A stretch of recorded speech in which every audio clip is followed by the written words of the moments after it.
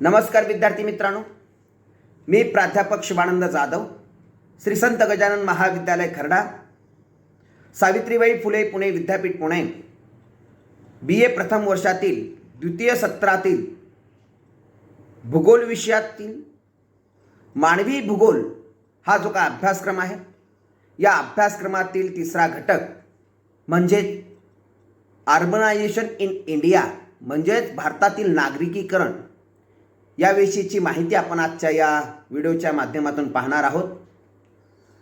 सर्वात पहिल्यांदा नागरिकीकरण म्हणजे काय किंवा शहरीकरण त्याला आपण म्हणतो. नागरिकीकरण ही एक अशी प्रक्रिया आहे ज्यामध्ये गावातील लोकसंख्याशास्त्रीय, सामाजिक, आर्थिक, तांत्रिक आणि पर्यावरणीय घटकामध्ये बदल होऊन शहरी जीवन पद्धतीमध्ये समाजाचे जे काही परिवर्तन घडून येतं, या परिवर्तनाला आपण शहरीकरण किंवा नागरिकीकरण असं म्हणतो. म्हणजेच गावाच्या विकसित रूपामध्ये होणारं जे काही परिवर्तन असतं, मोठ्या प्रमाणात जे काही परिवर्तन होतं लोकसंख्येच्या आकारानुसार, यालाच आपण शहरीकरण किंवा नागरिकीकरण असं म्हणतो.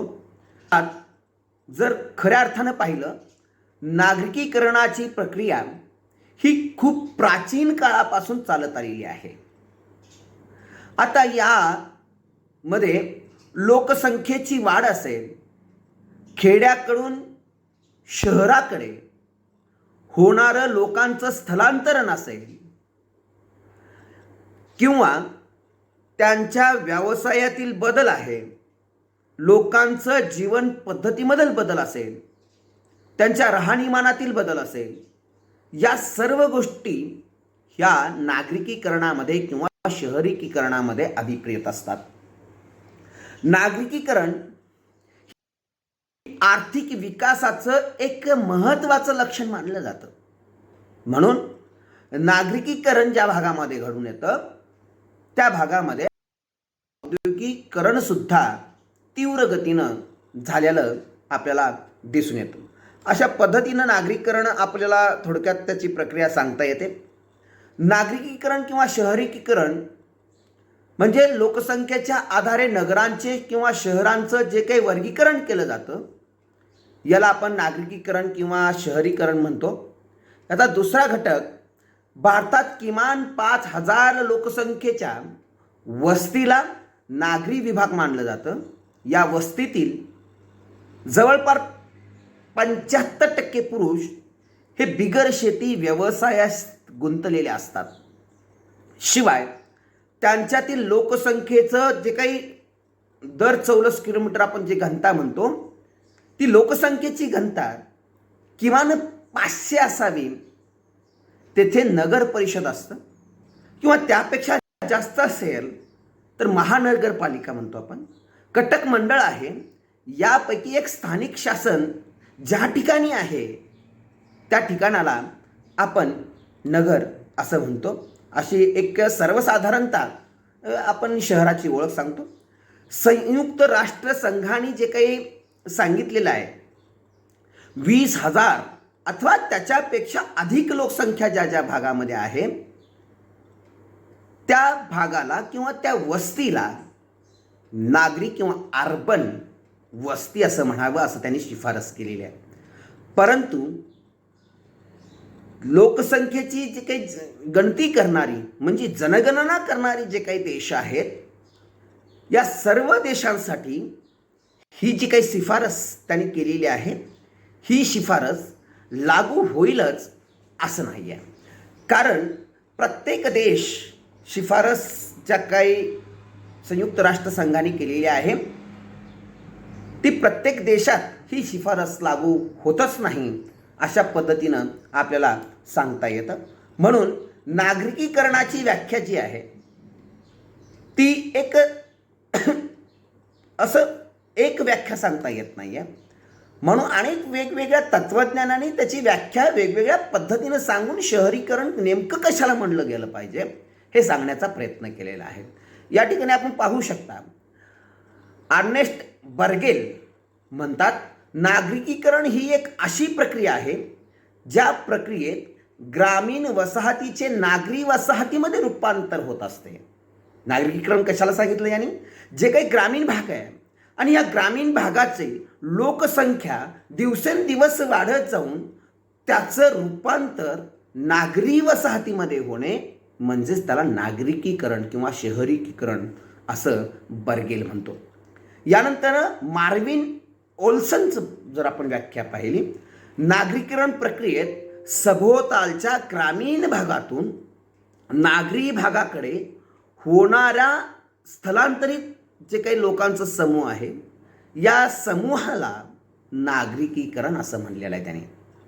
म्हणजेच सभोवतालचा जो काही ग्रामीण भाग असतो, सेंट्रल प्लेस थेरी सारखा आपण जर विचार केला गेला तर त्या सभोवतालच्या भागातनं त्या विशिष्ट केंद्राकडे किंवा मोठ्या वस्तीकडे लोकांचं जे काही स्थलांतर व्हायला लागतं आणि या स्थलांतर होऊन ती वस्ती मोठ्या स्वरूपात आकार घेते किंवा त्या ठिकाणचं लोकसंख्येची घनता वाढते, त्याला आपण सर्वसाधारणतः शहरीकरण किंवा नागरिकीकरण म्हणतो. संयुक्त राष्ट्रसंघाच्या म्हणण्यानुसार नागरिकीकरण हे ग्रामीण वसाहतीचे स्थलांतर, व्यवसायाचे तसेच उत्पादनांचे स्थलांतर आहे. बघा काय म्हटलं आहे, नागरिकीकरण काय आहे? म्हणजे एखादी वसाहत आहे, ग्रामीण वसाहतीतून झालेलं लोकांचं स्थलांतर असेल, त्यांच्या व्यवसायाचं स्थलांतर असेल किंवा तेथील उत्पादनाचं स्थलांतर असेल, आणि अशा प्रकारे जे काही ज्या क्रिया ज्या भागामध्ये घडतात त्या भागाला सर्वसाधारणतः नागरिकीकरण असं म्हटलं जातं किंवा शहरीकरण असं म्हटलं जातं. भारतातील शहरीकरणाचे काही टप्पे पडलेले आहेत. मुख्य 3 टप्पे आहेत. म्हणजे त्याला आपण प्राथमिक अवस्था, दुय्यम अवस्था, तृतीय अवस्था असं म्हणू. या ठिकाणी आपण पाहू शकता की कशा पद्धतीनं पहिली अवस्था, ज्याला आपण प्रारंभिक अवस्था म्हणू, गावाच्या मोठ्या प्रमाणात विकास होतो आणि वसाहतीतील वस्त्यांचा, लोकसंख्येचा, उद्योग व व्यापार सेवा उद्योगाच्या संख्येत मोठ्या प्रमाणात वाढ होते. इतकंच नाही तर गावामध्ये जे काही पारंपरिक समाज जीवन आहे, जे काही शेती व्यवसाय, जी काही प्रमुख लक्षणं आहेत, ती लक्षणं आढळत असतात. नागरिकीकरणाचा मग थोडासा वेग काय होतो, वाढू लागतो किंवा मंद स्वरूपामध्ये आपण त्याला म्हणतो. पहिल्यांदा एकदम संथ गतीनं शहरीकरणाचा वेग मंद गतीनं सुरू होत असतो आणि या अवस्थेत औद्योगिकीकरणाला नुकतीच म्हणजे जस्ट त्या गावामध्ये एक दोन उद्योग सुरू व्हायला सुरुवात होतात आणि अशा पद्धतीनं शहरीकरणाची प्राथमिक अवस्था निर्माण होते. आता प्राथमिक अवस्थेनंतर जो काही या ठिकाणी दाखवलेला दुसरा अवस्था आहे, ज्याच्यामध्ये आपण दुसऱ्या अवस्थेमध्ये पायाभूत सेवा सुविधामध्ये वाढ होत असताना दिसून येते. वाहतूक आणि दळणवळणाच्या ज्या काही सुविधा आहेत, या वाहतूक आणि दळणवळणाच्या सुविधेमध्ये सुद्धा विकास झालेला दिसून येतो. प्रत्येक अवस्थेमधील नागरी लोकांचं प्रमाण आहे. प्रारंभिक अवस्थेत जे काही प्राथमिक लोकसंख्येचं प्रमाण होतं, या दुसऱ्या अवस्थेमध्ये नागरी वसाहतीमध्ये राहणाऱ्या लोकांचं प्रमाण 25 ते 40% 50 ते 60% वाढत जातं. म्हणजे लोकसंख्या एकदम जवळजवळ दुपटीने वाढते आणि औद्योगिकीकरणाचा सुद्धा वेग हा थोडासा वाढलेला दिसून येतो. त्यामुळे या द्वितीय अवस्थामध्ये शहरीकरणाच्या काही छोट्या छोट्या ज्या काही नागरी समस्या आहेत, या नागरी समस्या उद्भवायला सुरुवात होतात. म्हणजे ही नागरीकरणाची किंवा शहरीकरणाची ही दुसरी अवस्था समजली जाते. नागरीकरणाची या ठिकाणी तुम्हाला सांगितल्याप्रमाणे तिसरी जी अवस्था आहे, या तिसऱ्या अवस्थेमध्ये लोकसंख्येचं प्रमाण 70% नागरी लोकसंख्येचं जास्त प्रमाण असतं. म्हणजे त्या ठिकाणी राहणारे जे लोक आहेत ते 70% लोक हे नागरी भागात राहणारे, म्हणजे प्राथमिक व्यवसाय सोडून इतर व्यवसायात गुंतलेले 70% लोक असलेले दिसून येतात. भौतिक त्या ठिकाणच्या सेवा सुविधेमध्ये मोठ्या प्रमाणात वाढ झालेली असते.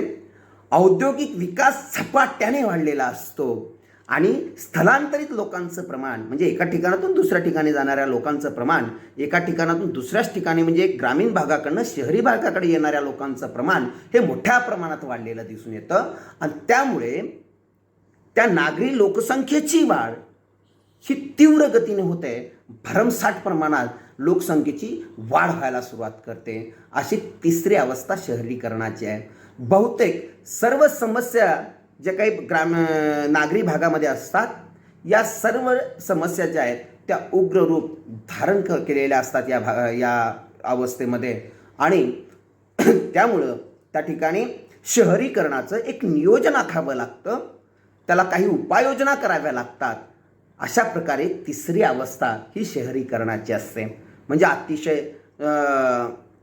प्रगल्भ अवस्था म्हणू आपण, तीव्र गतीनं शहरीकरण वाढलेली अवस्था म्हणू आपण.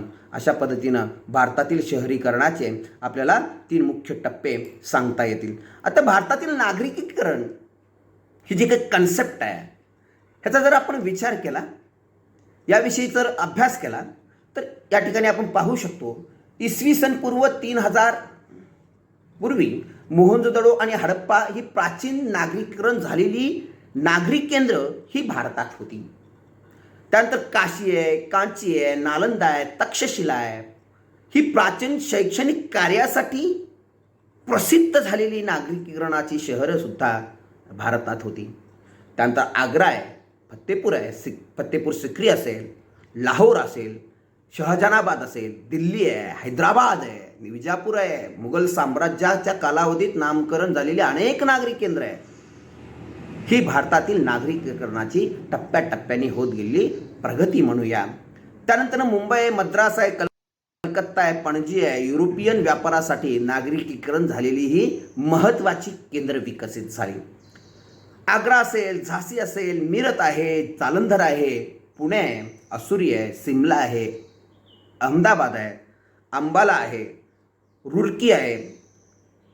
ही जी काही शहरं आहेत ना, हे सैनिकी छावण्यामुळे ब्रिटिश कालखंडामध्ये विकसित झालेली ही नागरी केंद्र आहेत. इसवी सन 1800च्या सुमारास भारतात 1,00,000पेक्षा अधिक लोकसंख्या असणाऱ्या शहरांची संख्या केवळ 16 होती. 19व्या शतकाच्या भारतातील नागरीकरणात तीव्र गतीनं वाढ झाली आणि इसवी सन 1901च्या जनगणनेनुसार 1000पेक्षा अधिक लोकसंख्या असणाऱ्या शहरांची संख्या 25 होती. ती 1941च्या जनगणनेनुसार 1,00,000पेक्षा अधिक लोकसंख्या असणाऱ्या शहरांची संख्या 49, तर इसवी सन 1951च्या जनगणनेनुसार ती 76 झाली. आज जवळपास आपण पाहतो की मोठ्या शहरांची संख्या 468 पेक्षा अधिक ही आज मितीला भारतात आहेत. इतक्या मोठ्या प्रमाणात भारतातील शहरीकरण दिवसेंदिवस वाढत चाललेलं आपल्याला दिसून येतं. आता भारतातील नागरिकीकरणाचा कल आहे, म्हणजे ज्या गतीनं शहरीकरण वाढत चाललेलं आहे त्या गतीला आपण नागरीकरणाचा कल म्हणतो. आता हा नागरिकीकरणाचा कल जो आहे भारतामध्ये तो वेगवेगळ्या पद्धतीचा आहे. प्रत्येक शहर ही तितक्याच प्रमाणात ही विकसित होत नाही आहेत किंवा नागरिकीकरण तितक्याच कालावधीमध्ये प्रत्येक शहराचं होत नाही आहे. तर पहिलं आपण 3 भागामध्ये आपण विभागतो. भारतातील नागरिकीकरणाचा कल या ठिकाणी तुम्हाला दर्शविल्याप्रमाणे की पहिला आहे संथ नागरिकीकरणाचा कालावधी 1901 ते 1931 हा जो काय संथ नागरिकीकरण झालेला कालावधी आहे. दुसरा आपण त्याला म्हणू मध्यम नागरिकीकरणाचा कालावधी 1931 ते 1961चा जो कालावधी आहे तो मध्यम नागरिकीकरण घडून आलेला कालावधी आहे. आणि तिसरा आहे जलद गतीचा नागरिकीकरणाचा कालावधी, हा 1961 नंतरनं घडून आलेला नागरिकीकरणाचा कालावधी आहे. संथ नागरिकीकरणाचा जर कालावधी आपण 1901 ते 1931चा जर आपण विचार करू तर मित्रांनो या कालखंडात लोकसंख्या ही स्थिर होती. जन्मदर आणि मृत्यूदर यांचं प्रमाणसुद्धा स्थिर स्वरूपात होतं. प्लेगसारख्या साथीच्या रोगामुळे मृत्यूचे जे काय प्रमाण होतं त्यामध्ये थोडासा वाढ झालेली होती. आणि खऱ्या अर्थानं 1921 ते 1931 हा कालावधीमध्ये नागरिकीकरण अल्प प्रमाणात वाढलेलं आपल्याला दिसून येतं. आणि अशा पद्धतीनं 1901 ते 1931चा जो काय संथ नागरिकीकरणाचा कालावधी आहे तो आपल्याला सांगता येतो. दुसरा मध्यम नागरिकीकरणाचा कालावधी आहे ज्याला आपण 1931 ते 1961चा कालावधी म्हणू. 1931 ते 1941 या कालावधीत नागरी लोकसंख्येत 31.97% वाढ झालेली दिसून येते जवळपास. 1941 ते 1951चा जर आपण विचार केला या 10 वर्षात किंवा दशवार्षिक जे काही लोकसंख्येची वाढ आहे ती 41.42% वाढ झालेली आहे. आणि 1951 ते 1961 या दशकातील नागरी लोकसंख्येच्या वाढीचा दर मात्र कमी झालेला आहे. तो 26.41. कारण काय असेल तर आर्थिक विकासाचा दर कमी झाला. अप्रगतशील औद्योगिक क्षेत्र विकसित झालेले, नागरिकीकरणाच्या संकल्पनेत बदल झाला. म्हणून या नागरिकीकरणाच्या कालावधीत ही लग्न आपल्याला आढळलेले दिसून येतात. तिसऱ्या जलद गतीचा नागरिकीकरणाचा कालावधी आपण ज्याला म्हणतो म्हणजे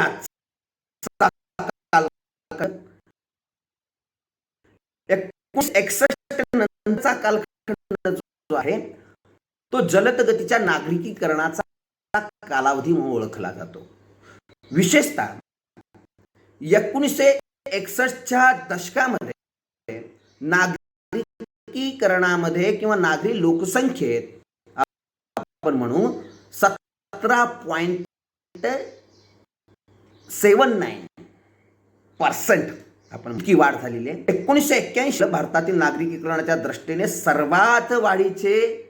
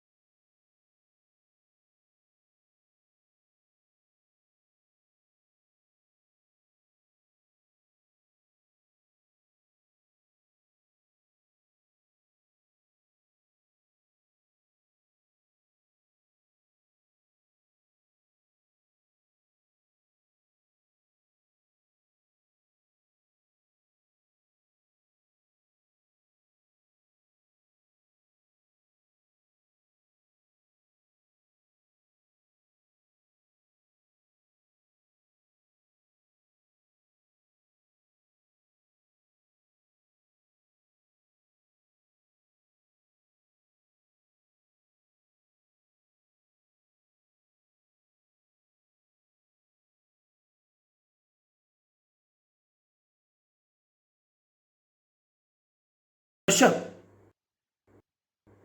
म्हणून ज्याला ओळखलं जातं, ज्याच्यामध्ये नागरी लोकसंख्येच्या वाढीचा दर हा 46.1 म्हणजे 14 ज्याला म्हणतो टक्के इतका होता.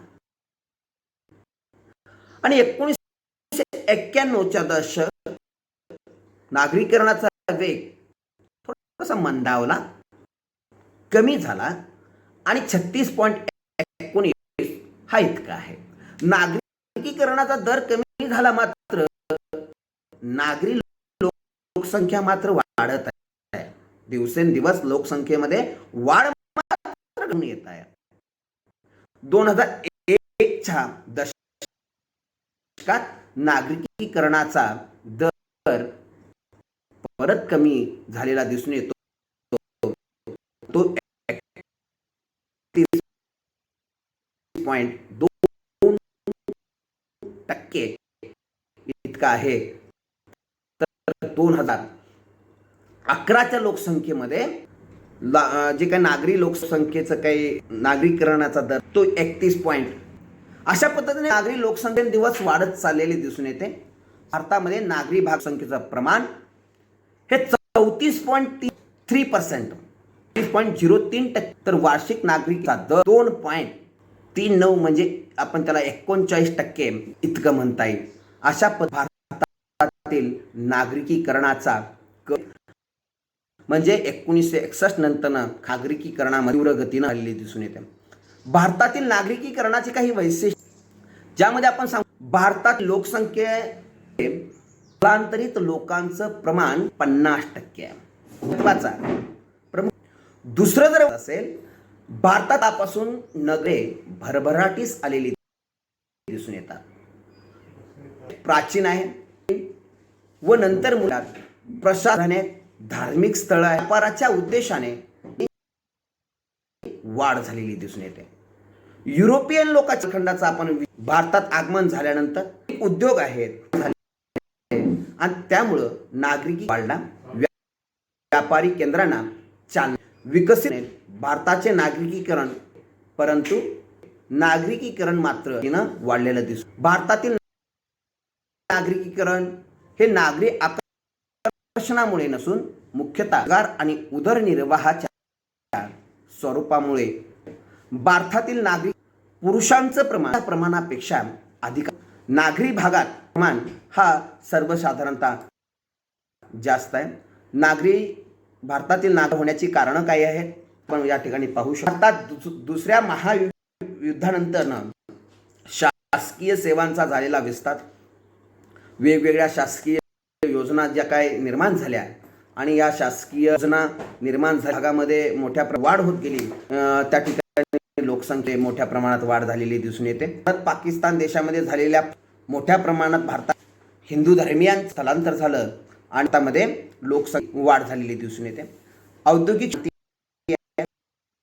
भारतामध्ये वेगवेगळ्या ठिकाणी वेगवेगळे औद्योगिक शहर आले. भारतामध्ये लोकसंख्येची वाढ झालेली आहे. भारताने पंचवार्षिक योजनेद्वारे विकासाच्या दृष्टीने नागरिकीला जे प्रोत्साहन आहे यामुळे सुद्धा मोठा लोक वाढ झालेली दिसून. नंतर सांगता येतं आपल्याला रोजगाराच्या संधीत जे काही प्रमाण वाढलेलं आहे, त्याच्या वाढलेल्या प्रमाणात रोजगाराच्या संधी शोधण्यासाठी नागरी भागात असतात, म्हणून नागरिकीकरण गतीनं वाढतं.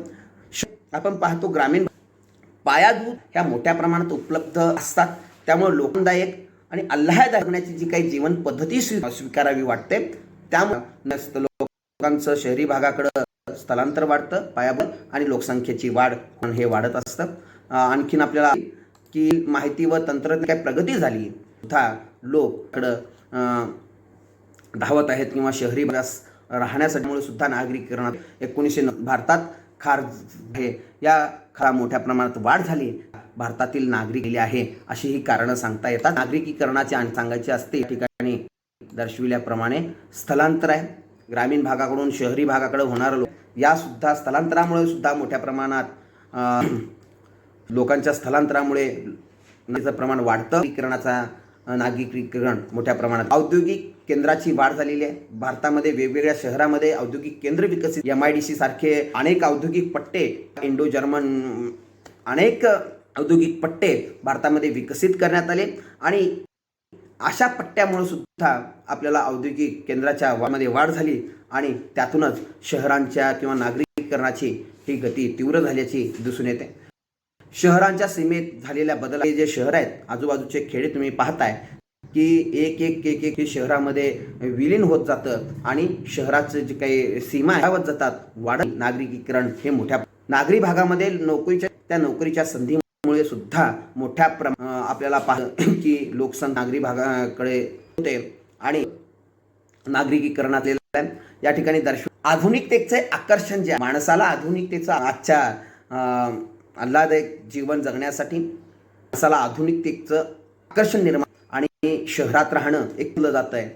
राहणं प्रतिष्ठेचं एक चांगल्या सर्व भौतिक सेवा सुविधा ज्या आहेत त्या ठिकाणी जाण्या व्यक्ती हा धडपड, त्यामुळं त्या भागामध्ये असल्याच्या शहरीकरणामुळे सुद्धा इकडे गेलेले आहेत. लोकसंख्येतील जे काही वाढ आहे, लोकसंख्येतील वाढीमुळे सुद्धा शहरीकरणाचा वाढलेला आहे. असं आपल्याला नेक्स्ट भारतातील काही परिणाम. उत्पादनात वाढ आहे, ज्या उंचावतो, व्यक्तात दिवसेंदिवस वाढ होत, राहणीमान सतत उंचा, नोकरीच्या संधी होत असते, वाहतूक व दळणवळणाच होतो, शहरात चालना मिळत असते. आपल्याला सकारात्मक परिणाम. नकारात्मक जर परिणामाचा विचार जर केला, अतिरिक्त वाढ होते, जमिनीच्या किमतीमध्ये प्रमाणात वाढ होते, प्रशार विविध प्रकारचे सेवा सुविधा होतात, जीवनावश्यक वस्तूच्या जे काही अडचणी निर्माण झालेल्या दिसून येतात, जो गलिच्छ वस्त्या याच्यामध्ये मोठ्या प्रमाणामध्ये वाढ होते. शहरी भागामध्ये प्रमाण सुद्धा मोठ्या लोकारी वाढतं, मध्ये वाढ होते. नागरिकीकरणात जितक्या प्रमाणात तितक्या प्रमाणात त्या नागरी बाध्यता निर्माण होते.